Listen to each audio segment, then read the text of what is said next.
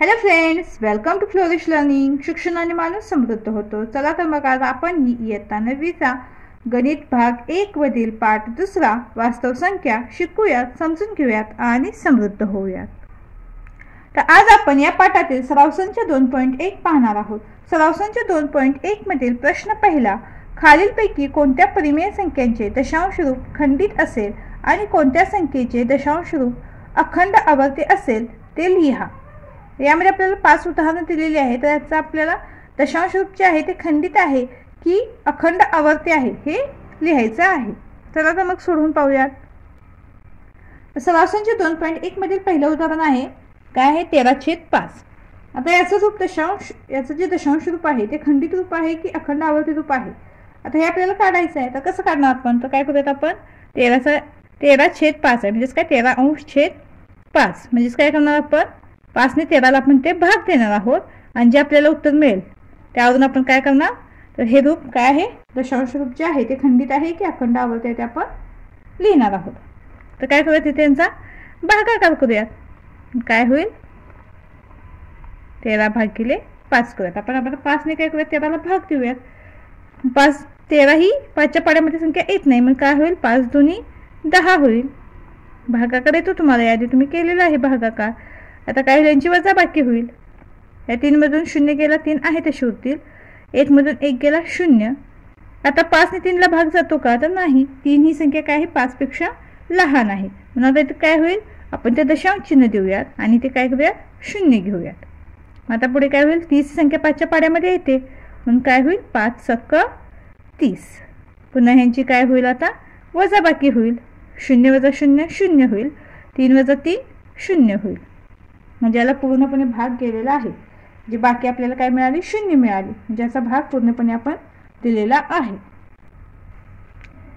म्हणजेच काय, तर 13/5चं दशांश रूप काय मिळालं आपल्याला, तर हा जो भागाकार मिळालेला आहे तेच आपलं दशांश रूप आहे. म्हणजे काय मिळालं आपल्याला, 2.6 किंवा 2.6 हे उत्तर आपल्याला मिळालेलं आहे. आणि ते बाकी काय मिळाले आपल्याला, 0 मिळाले. म्हणजे 5 ने 13ला पूर्णपणे भाग गेलेला आहे. म्हणजेच हे रूप कुठलं आहे, खंडित दशांश रूप आहे. म्हणून काय आहे, 13/5चं रूप काय आहे, दशांश रूप जे आपल्याला मिळालेलं आहे ते कसं आहे, खंडित रूप आहे. यानंतर दुसरं उदाहरण आहे 2/11. आता इथे सुद्धा आपण काय करूयात, हा भागाकार करून घेऊयात. काय होईल, 2 आतमध्ये राहील आणि 11ने आपण त्याला भाग देऊयात. म्हणजेच काय, 2/11. आता 11ने 2ला भाग जातो का, तर नाही. दोन्ही संख्या काय आहे, लहान आहे आणि 11 संख्या मोठी आहे म्हणून ते काय होईल, आपण 0 घेऊयात. 11 - 0 0 होईल. त्यांची वजाबाकी करूयात. काय होईल, 2 - 0 2 आहे तसे उरतील. मग आता काय होईल, ते दशांश चिन्ह घेऊयात आणि ते काय करूयात, 0 घेऊयात. आता काय झालं, 20 झालं. पुन्हा काय होईल, 11 × 1 11. ही वजाबाकी करूयात. 20 - 11 काय मिळेल आपल्याला, 9 मिळेल. इथे काय होईल, 0 राहील. पुन्हा काय होईल, 0 घेऊयात. आता काय होईल, 11 × 8 = 88. 11चा पाडा येतो तुम्हाला. काय होईल, 11 × 8 = 88. पुन्हा ही वजाबाकी करूयात. आता 90 - 88 पुन्हा काय होईल, पुन्हा 2 उरेल. इथे 0 राहील. म्हणजेच काय, आपण ते पुन्हा 0 घेऊयात. म्हणजे पुन्हा 20 होईल. पुन्हा काय होईल, 11 × 1 11. पुन्हा काय होईल, वजाबाकी इथे 9 उरेल. इथे 0 राहील. पुन्हा इथे आपण 0 घेऊयात. पुन्हा काय होईल, 11 × 8 = 88 होईल. पुन्हा ही वजाबाकी करूया. तिथे काय मिळेल आपल्याला, 2 मिळेल. तर इथे पहा, प्रत्येक वेळेला इथे काय होत आलंय, 2 आणि 9 हा अंक आपल्याला मिळत गेलाय. म्हणजेच काय, आपलं पुन्हा पुन्हा उत्तर काय येत जाईल, 18 18 18 असे आपल्याला काय मिळत जाईल, हे उत्तर पुन्हा मिळत जाईल. म्हणजेच काय, 2/11 चे दशांश रूप काय आहे, 0.1812 आहे. आपल्याला तर बाकी 0 मिळाली का, तर नाही. आपण जितकी वेळा हा भागाकार करू त्यावेळेला तितकी वेळा हा भागाकार होतच जाणार आहे. तितकी वेळेला आपल्याला हे असं उत्तर मिळतच जाणार आहे. 1 8 1 8 1 8 असं, म्हणजे एकसारखं आपल्याला हे उत्तर मिळत जाणार आहे. म्हणून हे काय आहे, याचं दशांश रूप कोणतं आहे, तर अखंड आवर्ती दशांश रूप आहे. तर याचं अखंड आवर्ती रूप आहे. जर तुमच्या लक्षात आलं का, खंडित रूप आणि अखंड आवर्ती रूप मधला फरक. तर ज्यावेळेला आपल्याला बाकी 0 मिळते, आपण ज्यावेळेला तो भागाकार करतो आणि बाकी 0 मिळते, म्हणजे आपला तो भागाकार तिथे काय होतो, समाप्त होतो, पूर्ण होतो भागाकार. तर त्याला आपण खंडित रूप म्हणतो. आणि ज्यावेळेला आपण असा भागाकार करत जाऊ, जितक्या वेळा करत जाऊ तितक्या वेळेला त्याचं उत्तर येतच राहतं, तर त्याला आपण काय म्हणतो, अखंड आवर्ती रूप म्हणतो. यानंतर पुढील उदाहरण आहे 29/16. 29/16. आता आपण ते सुद्धा काय करणार आहोत, तर 29ला 16ने भाग देणार आहोत. मग आता 29 संख्या 16च्या पाड्यामध्ये येते का, नाही. 16 × 16, 16 × 2 = 32. तर 32 पेक्षाही लहान आहे म्हणून आपण तर काय करूयात, 16 × 16च घेऊयात. आता यांची वजाबाकी करूया. ती वजाबाकी बघूया. 9 + 6 3, 2 + 1 1. आता 13 ही जी संख्या आहे ती 16 पेक्षा लहान आहे. का 13ला आपण भाग देऊ शकतो का, नाही. म्हणून आपण ते काय करूयात, तर दशांश चिन्ह देऊयात आणि ते 0 घेऊयात. आता काय होईल, 16 × 8 = 128. काय घेऊया, 16 × 8 = 128. 130 पेक्षा 128 ही संख्या लहान आहे. तर पुन्हा ह्यांची वजाबाकी करूयात. 10तून 8 गेले 2 उरतील, 2तून 2 गेले 0, 1तून 1 गेला 0. आता पुन्हा इथे काय होईल, ते 0 घेऊयात म्हणजे 20 होईल. पुन्हा काय होईल, 16 × 16. ही वजाबाकी करूयात. इथे काय मिळेल आपल्याला, 4 मिळेल. पुन्हा 0 घेऊयात. काय होईल, 16 × 2 = 32. यांची पुन्हा वजाबाकी करूयात. आता 40 - 32 काय मिळेल आपल्याला, 8 मिळेल. ही सोपी अशी वजाबाकी तुम्हाला तोंडी करता आली पाहिजे.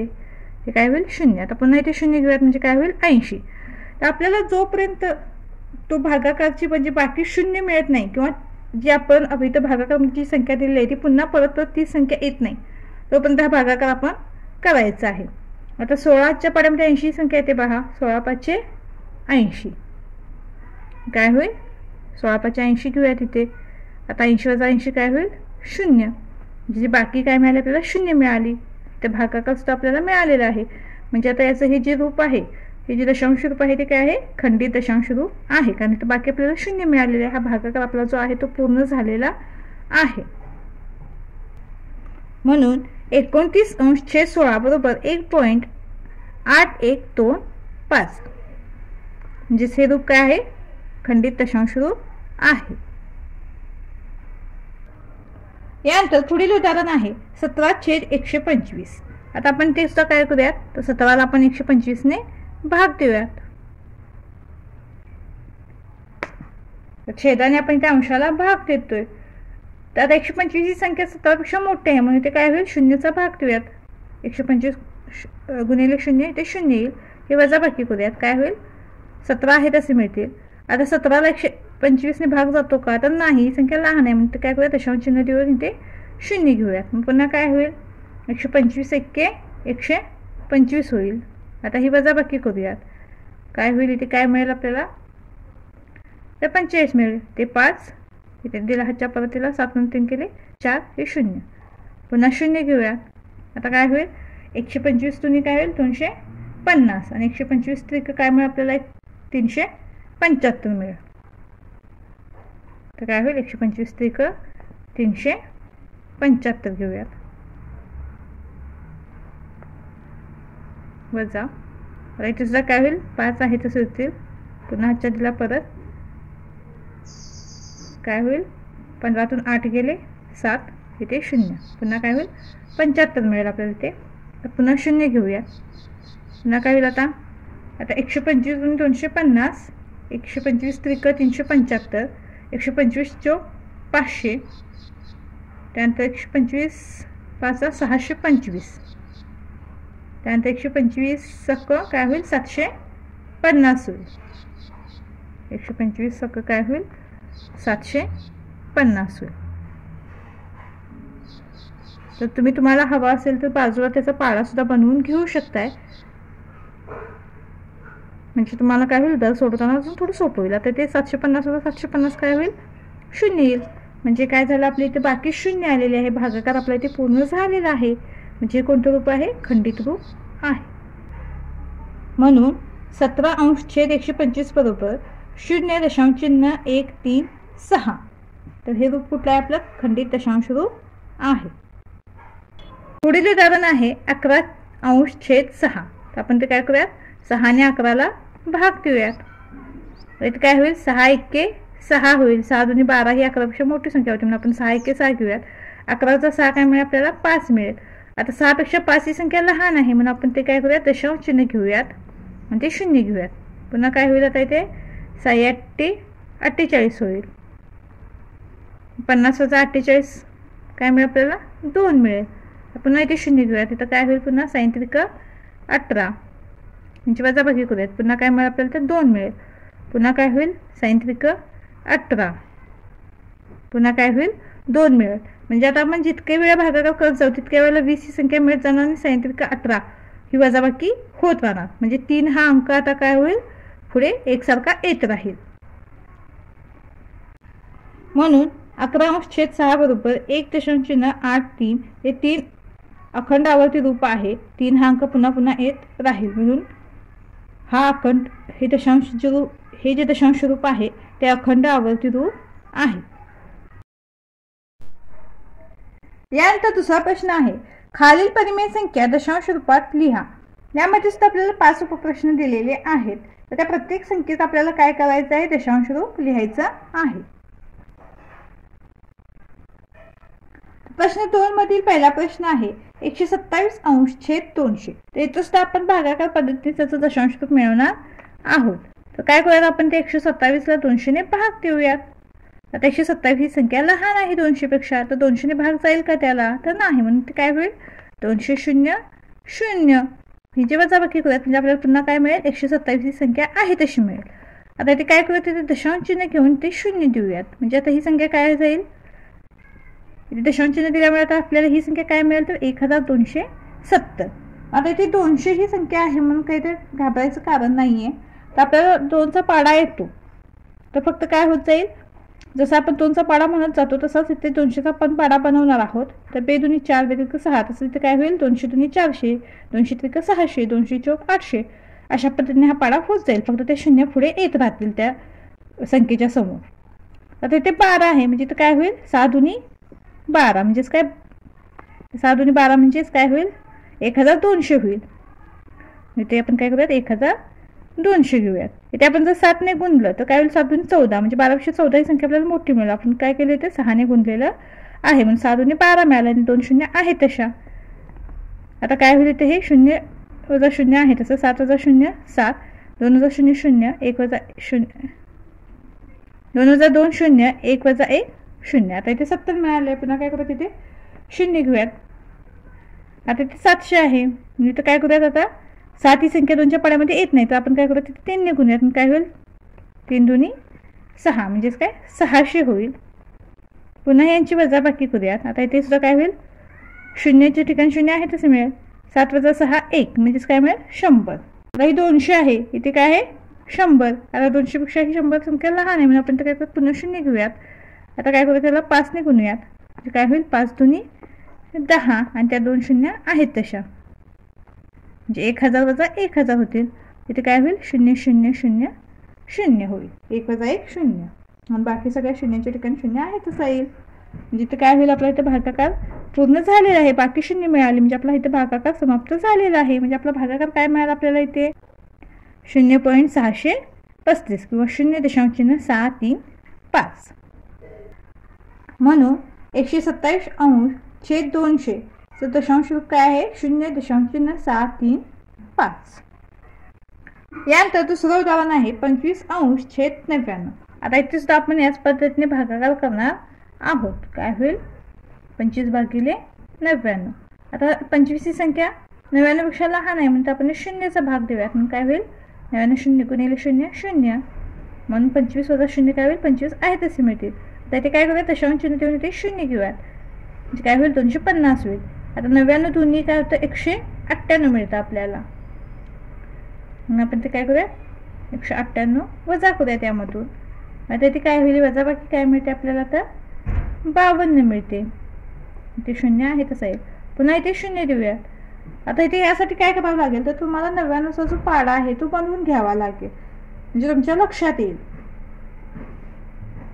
तर तिथे आपण काय करूयात, तर ते 0 आहे पहा. आता आपण ते काय करूयात, 99 × 5 आपण ते बाजूला करून पाहिलेलं आहे. तर आपण ते 5ला भाग देऊयात.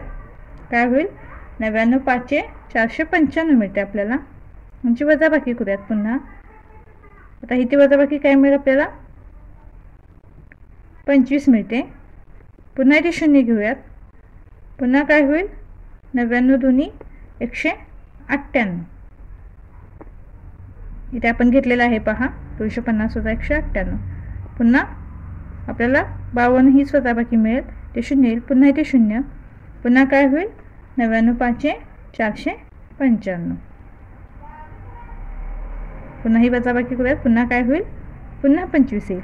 म्हणजेच हा भागाकार आहे असा पुढे पुढे आपला होतच जाईल.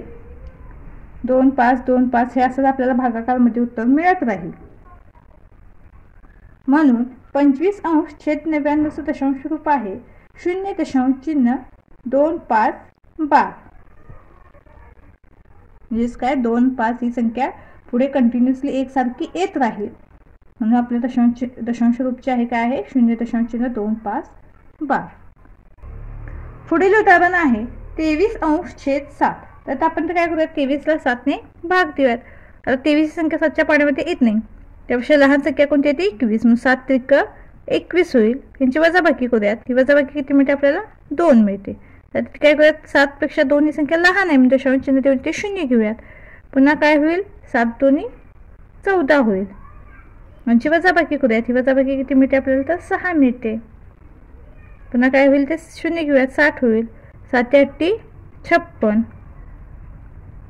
पुन्हा यांची वजाबाकी करूयात. तिथे काय मिळेल आपल्याला वजाबाकी 4 मिळेल. पुन्हा शून्य घेऊयात 40. तर काय होईल 7 5 35. पुन्हा यांची वजाबाकी करूयात. ही वजाबाकी काय मिळेल आपल्याला 5 मिळेल. पुन्हा इथे शून्य घेऊयात. ते काय होईल 7 7 49. यांची वजाबाकी केल्यानंतर इथे 1 मिळेल. पुन्हा शून्य घेऊयात. पुन्हा काय होईल 7 1 7. पुन्हा यांची वजाबाकी करूयात 3 मिळेल. म्हणजेच काय इथे शून्य केल्यानंतर 30 होईल. पुन्हा काय होईल 7 28. पुन्हा याची वजाबाकी करूयात. तिथे काय मिळेल आपल्याला 2 मिळेल. म्हणजेच काय 20. पुन्हा काय होईल 7 2 14. पुन्हा यांची वजाबाकी काय मिळेल आपल्याला 6. म्हणजे पुन्हा काय होईल हे पुन्हा 20 60 40 ही पुन्हा ह्या संख्या परत परत आपल्याला मिळत राहतील आणि पुन्हा हा भागाकार पुढे आहे तसा होतच राहील. म्हणून 23 अंश छेद 7 तर दशांश रूप काय आहे 3.285714 बार. हे याचं दशांश रूप आहे. पुढचं उदाहरण आहे 4 अंश छेद 5. तर आपण काय करूयात 4 ला 5 ने भाग देऊयात. आता 4 ही संख्या 5 पेक्षा लहान आहे म्हणून शून्याचा भाग देऊयात. 4 चा 0 4 आहे तसे मिळतील. आता इथे दशांश चिन्ह देऊन काय करूयात 0 घेऊयात. आता 5च्या पाड्यामध्ये 40 ही संख्या कुठे येते तर 5 8 40. 40 वजा 40 काय होईल 0 मिळेल. म्हणून 4 अंश छेद 5 चं दशांश रूप काय आहे 0.8 आहे. यानंतर 5वं उदाहरण आहे 17 अंश छेद 8. तर त्या सुद्धा आपण काय करणार आहोत 17 ला 8 ने भाग देणार आहोत. तर इथे काय होईल 8 2 16. ही वजाबाकी करूयात. ती वजाबाकी आपल्याला काय मिळते 1 मिळते. तर 8 पेक्षा 1 ही संख्या लहान आहे म्हणून दशांश चिन्ह घेऊन काय करूयात आपण 0 घेऊयात. पुन्हा काय होईल 8 1 8. यांची वजाबाकी करूयात. ते काय मिळेल 2. पुन्हा 0 घेऊयात. पुन्हा काय होईल 8 2 16. यांची वजाबाकी करूयात. तिथे काय मिळेल आपल्याला 4 मिळेल. पुन्हा काय होईल तिथे 0 घेऊयात. 8च्या पाड्यामध्ये 40 ही संख्या येते तर 8 5 40. यांची वजाबाकी करूयात. ही वजाबाकी किती मिळते आपल्याला 0 मिळते. म्हणून काय होईल 17 छेद 8. 17 अंश छेद 8 चं दशांश रूप काय मिळेल आपल्याला 2.125. हे उत्तर मिळेल.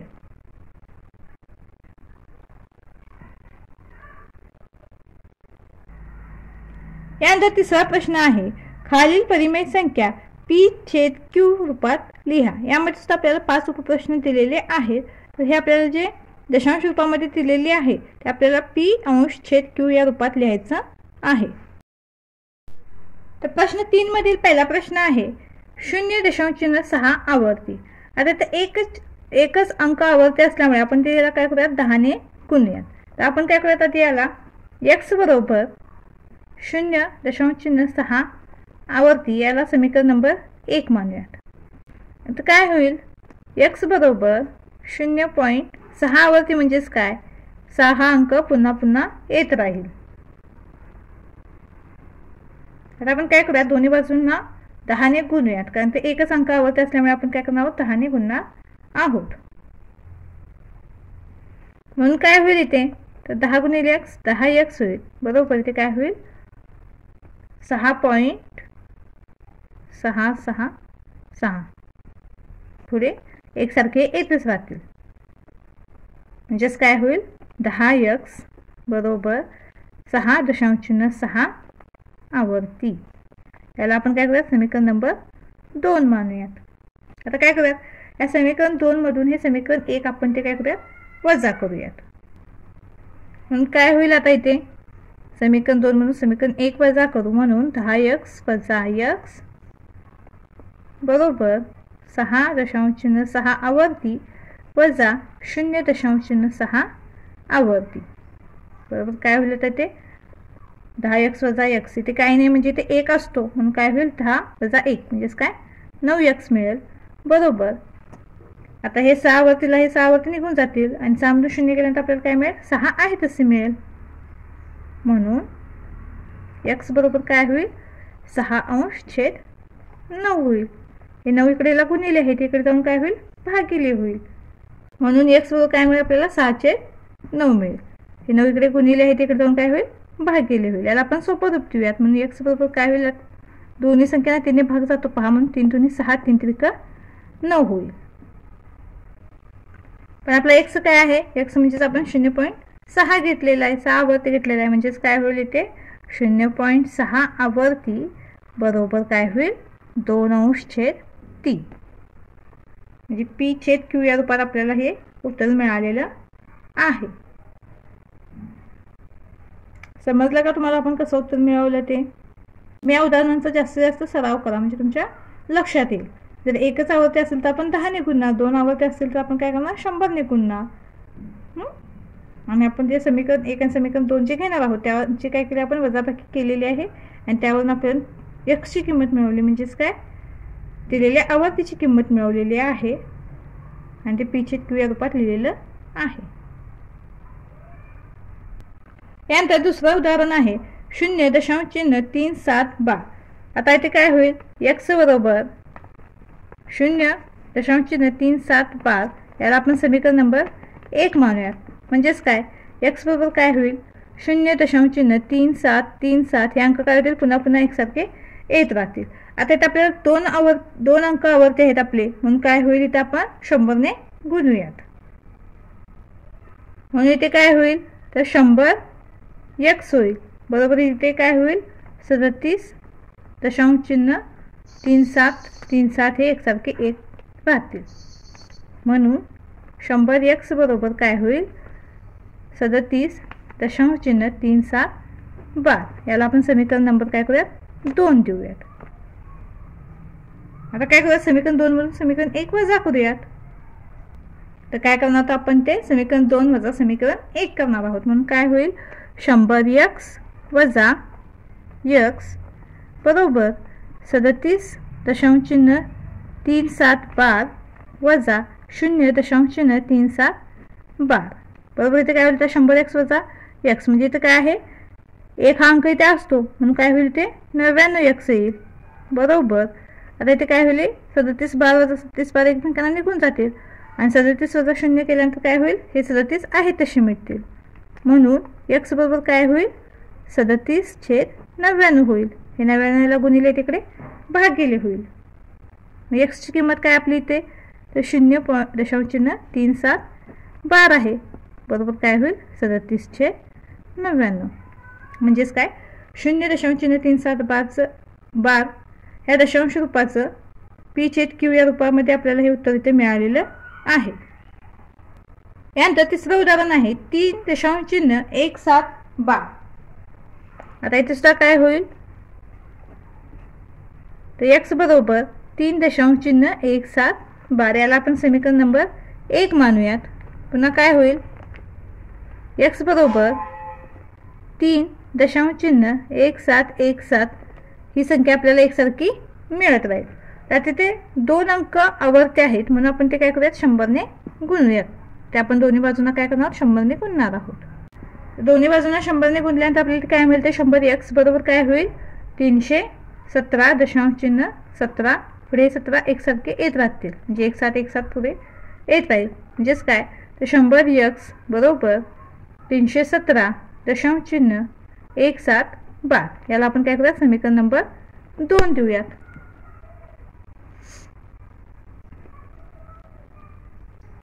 तर इथे काय करूया समीकरण 2 वजा समीकरण 1 करूयात म्हणजेच काय होईल 100x वजा x बरोबर 317 दशांश चिन्ह 1712 वजा 3 दशांश चिन्ह 1712 बरोबर इथे काय होईल 99x होईल।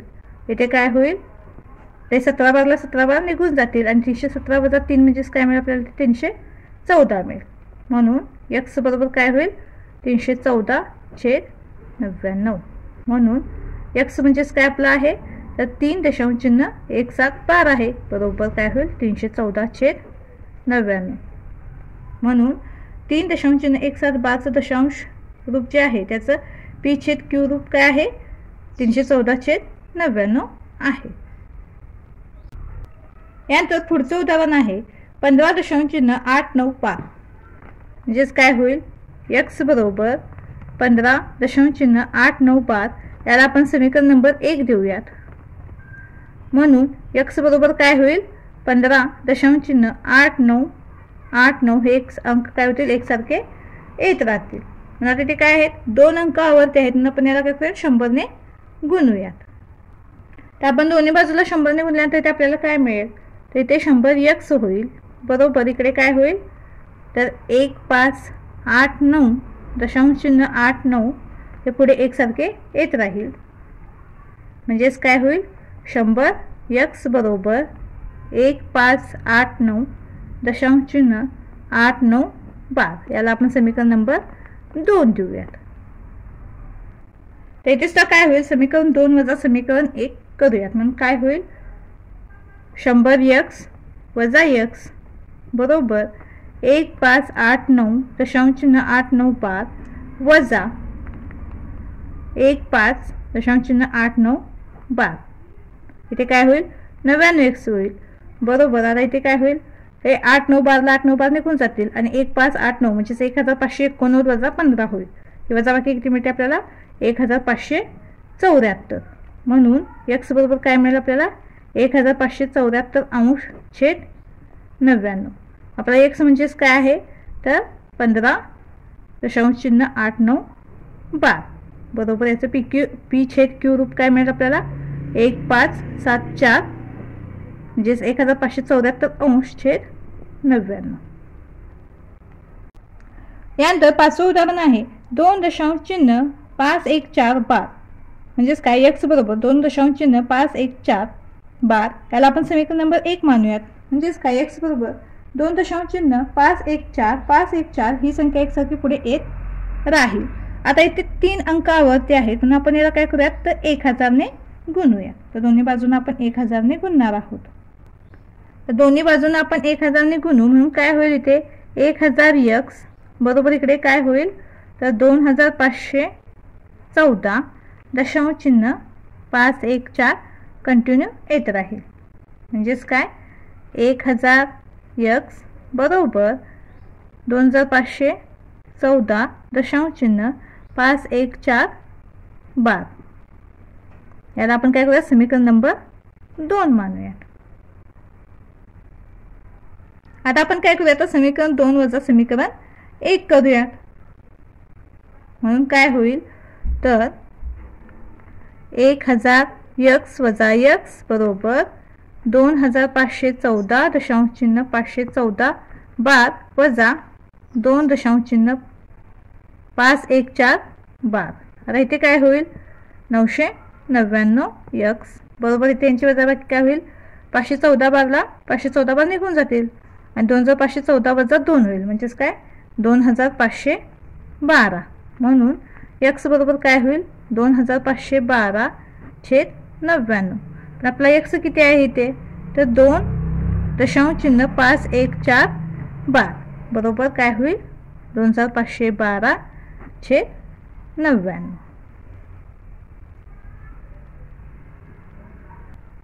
तर अशा पद्धतीने आपला सराव संच इथं पूर्ण झालेला आहे. व्हिडिओ आवडल्यास चॅनलला लाईक शेअर सबस्क्राईब नक्की करा आणि हो कमेंटसुद्धा नक्की करा. धन्यवाद.